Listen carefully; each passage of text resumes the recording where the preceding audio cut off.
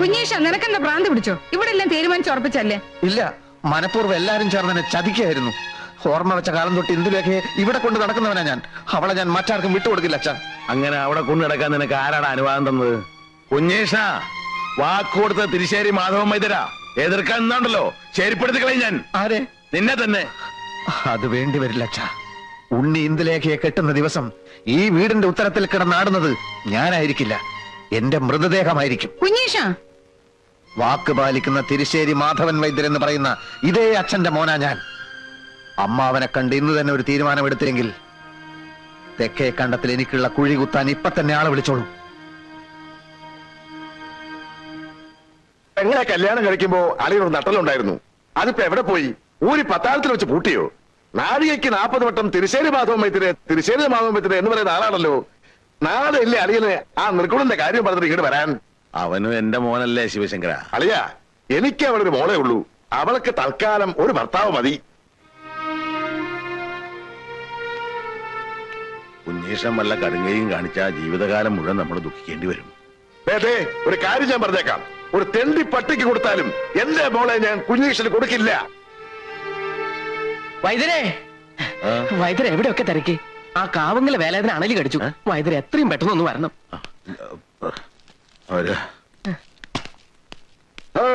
കുഞ്ഞീഷ്ടൻ എന്തായി? അവിടെ നിൽക്ക. അമ്മാവൻ എന്ത് പറഞ്ഞു?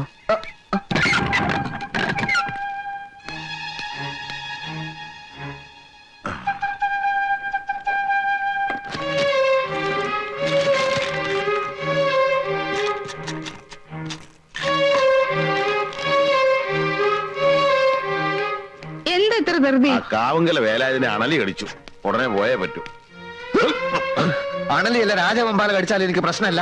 അച്ഛൻ പോയ കാര്യം പറ. ഞാനിവിടെ കിടന്ന് തീ തിന്ന. കുറച്ചുകൂടെ തീ തിന്നുക, എന്നിട്ട് അതിന്റെ കൂടെ കുറച്ച് മണ്ണോടെ കഴിച്ചോളൂ. ഒന്ന് ആളി പടരട്ടെ, എന്നാൽ അതിന്റെ ബുദ്ധി ഒന്ന് ഉണരൂ. ഇല്ല, എനിക്ക് വിവരം അറിയണം.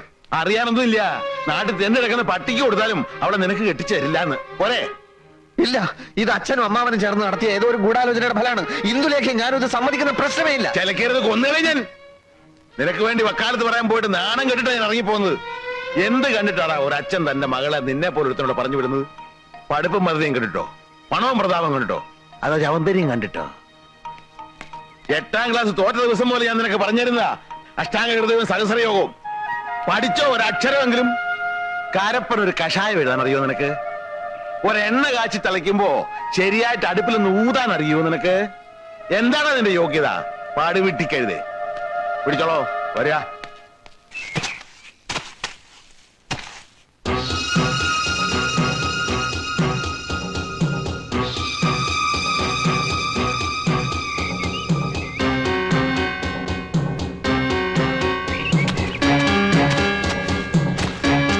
അമ്മാവാ,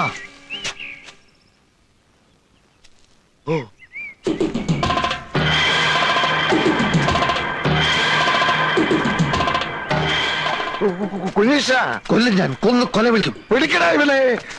അനങ്ങിപ്പോകരുത്. അനങ്ങിയാൽ അമ്മാവനെയും കൊല്ലും, ഞാനും ചാവും. നീ ചത്തോ? അതിന് എന്നെ കൊല്ലുന്നെന്തിനാ? ഒരു തെണ്ടി പട്ടിക്ക് കൊടുത്താലും എനിക്ക് എന്റെ ഇന്ദുവിനെ തരില്ല എന്നല്ലേ? വേണ്ട, എനിക്കവളെ വേണ്ട. എനിക്ക് അമ്മാവന്റെ ചോര മതി, ചൂട് ചോര. കുഞ്ഞീഷ, നീ ആ കത്തി താഴെയിട്.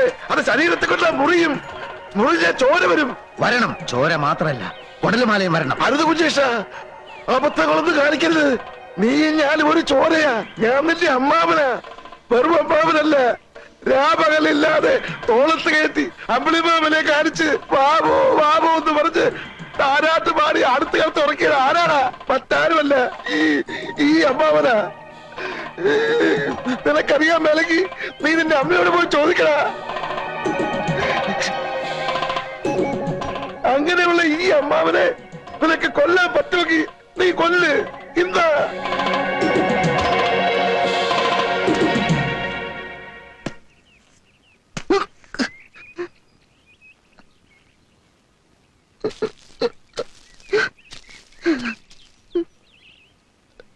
ഈ കത്തി ഒന്നും വേണ്ട. കരയല്ലേ കുഞ്ഞീഷ? വാ വാ, അമ്മാവൻ പറയട്ടെ.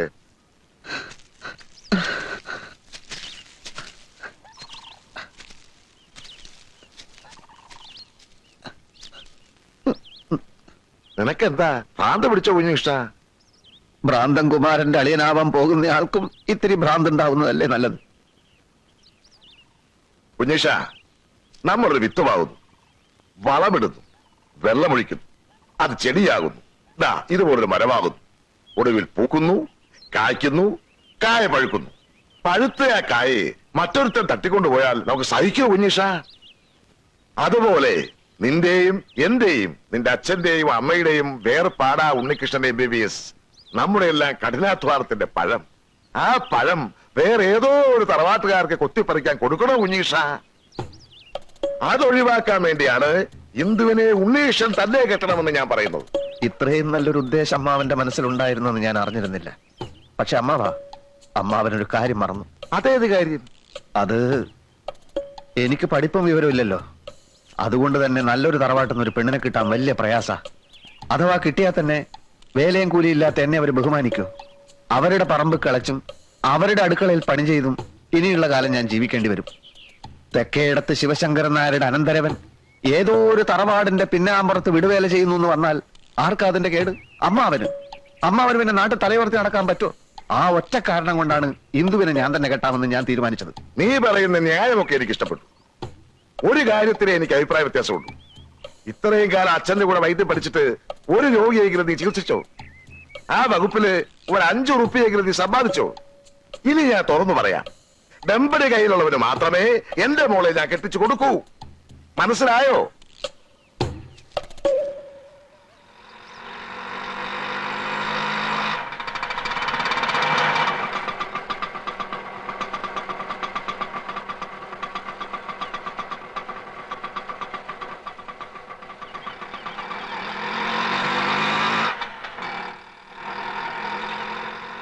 ഇവിടെ ആരും ഇല്ലേ?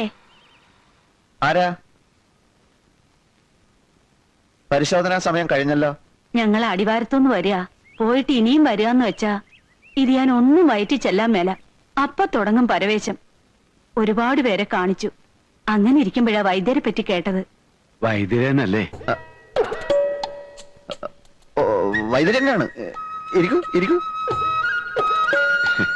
അല്ല, പേരും പ്രശസ്തിയൊക്കെ കേട്ടപ്പോ ഞാൻ വിചാരിച്ചു വല്ല കിളവച്ചാരുമായിരിക്കും. ഇതൊരു പയ്യൻ ചെക്കനല്ലേ അച്ചാമ്മേ? അറിവുള്ളവർക്ക് എന്തിനാ പ്രായം? അതെ, എത്രയും പെട്ടെന്ന് ഈ അസുഖം ഭേദമാക്കി തന്നാ വൈദ്യർക്ക് എന്താ വേണ്ടെന്ന് വെച്ചാ തരാം.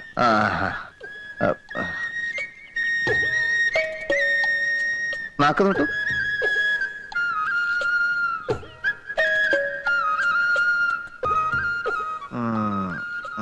സാരമില്ല, എത്തിപ്പെടേണ്ടിടത്ത് തന്നെയാണ് എത്തിപ്പെട്ടിരിക്കുന്നത്. നമുക്ക് ഒരു കൈ നോക്കിക്കളയാം. പോരാ. നല്ല കൈപ്പുണ്യമുള്ള ആളാണെന്നല്ലേ കേൾവി? അത് കണ്ടാൽ തന്നെ അറിയാം. ഇത് കാലത്തും വൈകിട്ട് ഓരോ ഔൺസ് വീതം കഴിച്ചാൽ മതി, ഭേദമായിക്കോളും. ഒരു 150 ഇങ്ങ് തന്നേക്ക്. ഇത് കഴിക്കുമ്പോ ഭാരിച്ച് ജോലികളൊന്നും അങ്ങനെ ചെയ്യരുത്.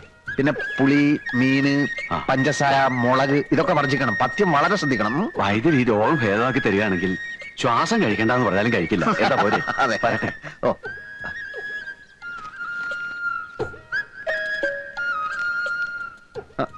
അച്ഛനെ കാണാൻ വന്നവരാ പോയത്? അല്ലല്ലല്ല, മകനെ കാണാൻ വന്നവരാ. രോഗിയെ പരിശോധിച്ചു, രോഗവും പിടികിട്ടി. ചില പ്രത്യേക ചേരുവകളൊക്കെ ചേർത്ത് മരുന്നും കൊടുത്തു. 150 രൂപയും വാങ്ങിച്ചു. ഇതൊക്കെ എനിക്കും സാധിക്കും കേട്ടോ അമ്മേ. എന്റെ ദൈവമേ,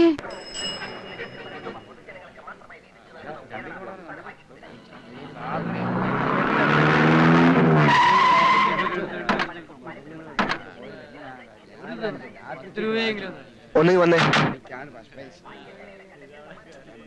മാധവമന്ത്രി വൈകിക്കാൻ വന്നോ?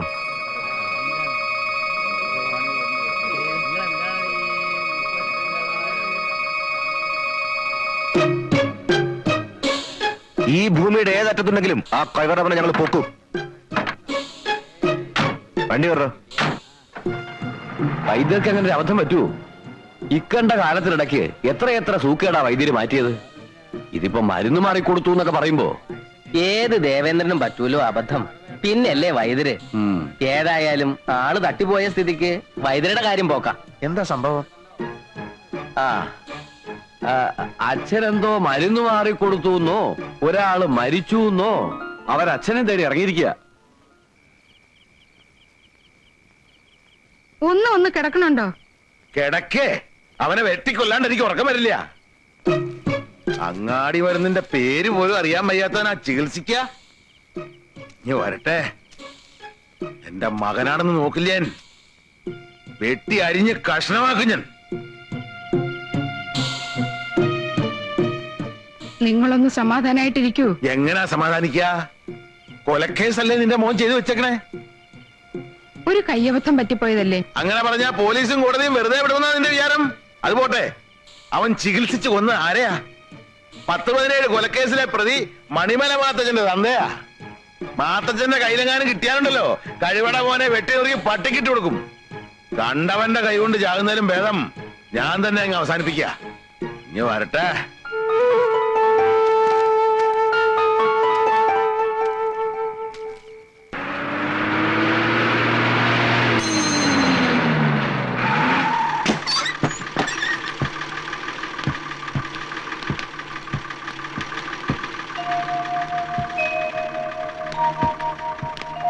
കുഞ്ഞീഷിനെ കുറിച്ച് എന്തെങ്കിലും വിവരം കിട്ടിയോ? ഇല്ല, പോലീസിൽ പരാതി കൊടുത്തിട്ടുണ്ട്.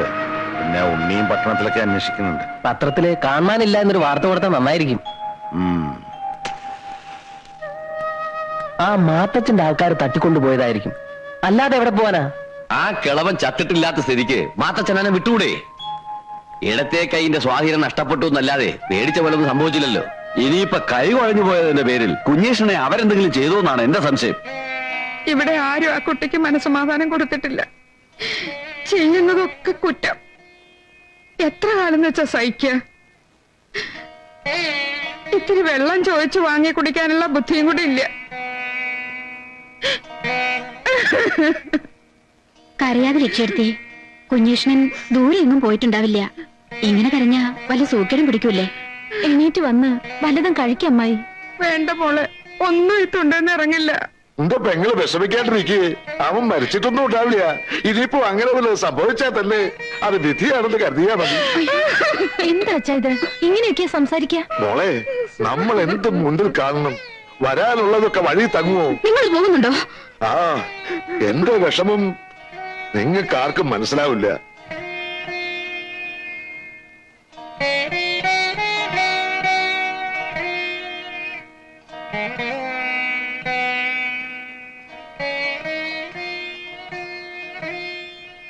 അളിയോ, അളിയൻ വിഷമിക്കണ്ട. വയറ് വിശക്കുമ്പോ അവനിങ്ങോട്ട് വരും. എനിക്ക് തോന്നണില്ല. മാത്തച്ഛന്റെ അച്ചായൻ മരിച്ചു തന്നെ ആയിരിക്കുമല്ലോ ഇപ്പോഴും അവന്റെ വിശ്വാസം. അങ്ങനെയാണെങ്കിൽ മണിമല മാത്തച്ഛന്റെ അച്ചായൻ മരിച്ചിട്ടില്ല എന്നൊരു നോട്ടീസ് അടിച്ച് നാടൊട്ടുക്ക് അങ്ങോട്ട് വിതരണം ചെയ്താലോ? വേണ്ടല്ലേ? ഒരു കണക്കിന് ഇതൊരു ഭാഗ്യമാണെന്ന് കൂടി കരുതിയാ മതി. ഇന്ദുലേഖയുടെയും ഉണ്ണിയുടെയും കല്യാണത്തിന് ഇവനൊരു വലിയ തലവേദനയായേനെ. ശിവശങ്കര, ഞാൻ പോയിട്ട് നാളെ വരാം.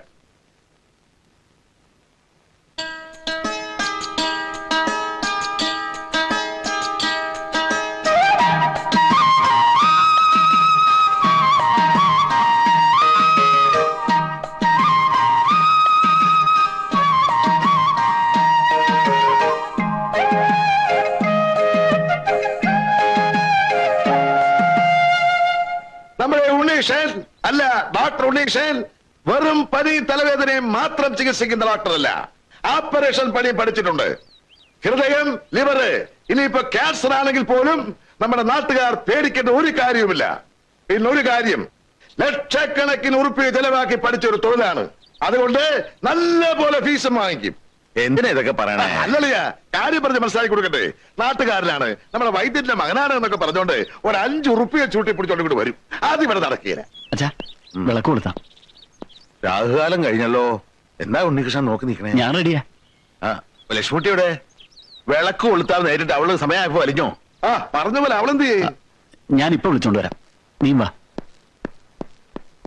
അമ്മേ, അമ്മേ. ആ, നല്ല ആളാ. ഇവിടെ വന്നിരിക്ക. മുഹൂർത്തായി. അവിടെ എല്ലാരും അമ്മയെ കിടന്ന് തിരക്കണു. എന്താ ഇത്? നല്ലൊരു കാര്യം നടക്കാൻ പോകുമ്പോ അമ്മ ഇങ്ങനെ കരഞ്ഞാലോ? എന്റെ കുഞ്ഞേഷൻ നാടൊട്ടുക്കും തെരഞ്ഞില്ലേ നമ്മള്? പത്രത്തിൽ പരസ്യവും കൊടുത്തു. എന്നിട്ട് അവന്റെ ഒരു വിവരം ഇല്ലല്ലോ. പത്രം വായിക്കുന്ന സ്വഭാവം ഏട്ടന് പണ്ടേ ഇല്ലല്ലോ. അത് നമ്മൾ എന്താ ചെയ്യാ?